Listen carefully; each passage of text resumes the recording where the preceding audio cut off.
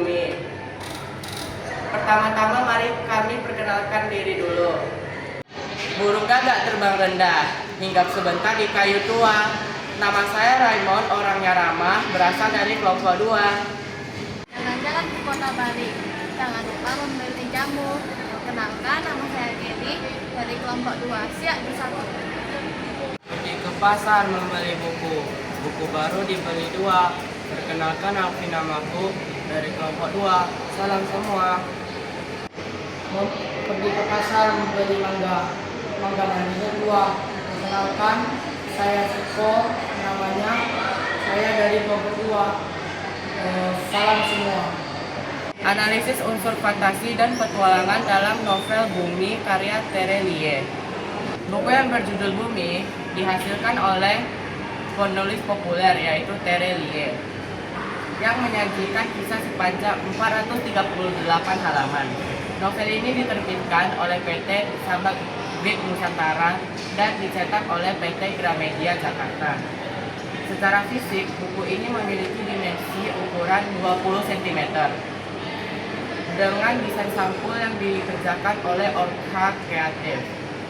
Selain telah terdaftar resmi dengan nomor ISBN 9786239726263. Seluruh hak cipta buku ini dilindungi oleh undang-undang, sehingga dilarang keras untuk menguntit atau memperbanyak sebagian maupun seluruh isi buku tanpa izin tertulis dari penulis. Novel Bumi karya Terelie merupakan pembuka yang sangat memukau bagi serial petualangan dunia paralel. Cerita ini berfokus pada Laik, seorang anak remaja yang berusia 15 tahun, namun memiliki rahasia besar berupa kemampuan untuk menghilang hanya dengan menutup wajahnya menggunakan telapak tangan.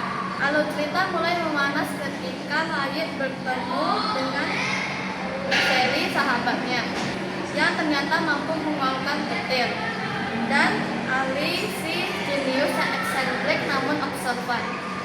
Ketiganya terseret ke dalam dunia konflik antar dunia yang melibatkan klan bulan, di mana mereka harus berhadapan dengan sosok misterius yang bernama Tamus yang ingin menguasai dunia.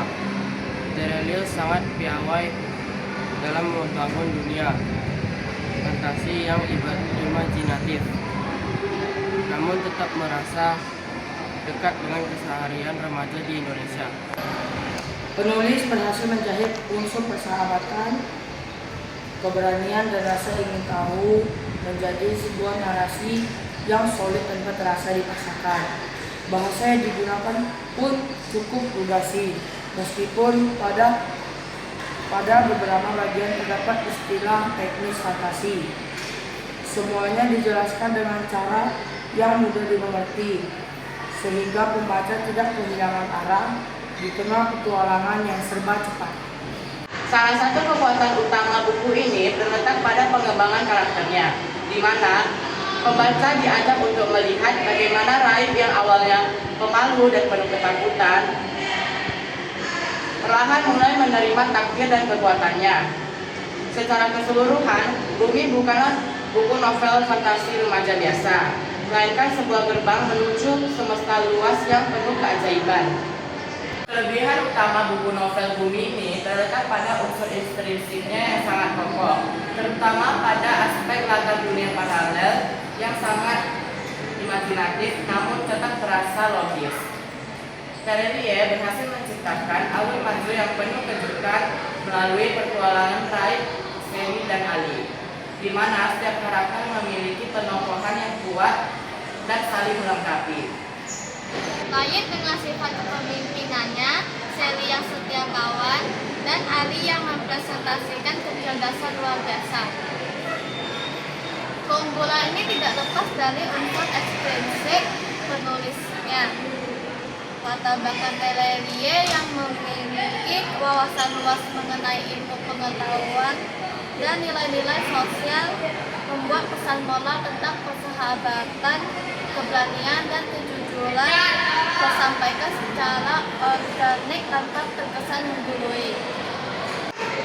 Kualitas konten tersebut semakin disempurnakan oleh fisik tulisan, mulai dari tata letak di dalam buku sangat ramah pembaca, penggunaan jenis huruf yang proporsional, serta pemilihan kertas paper yang ringan membuat pembaca tidak cepat lelah saat menikmati narasi yang panjang.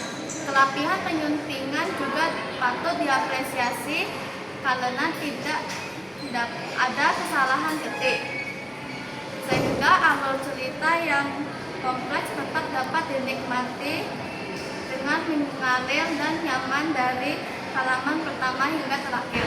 Meskipun memiliki keunggulan dari segi cerita, novel ini tidak luput beberapa catatan, terutama pada tampilan fisik tulisan yang seringkali menjadi kesan pertama bagi calon pembaca.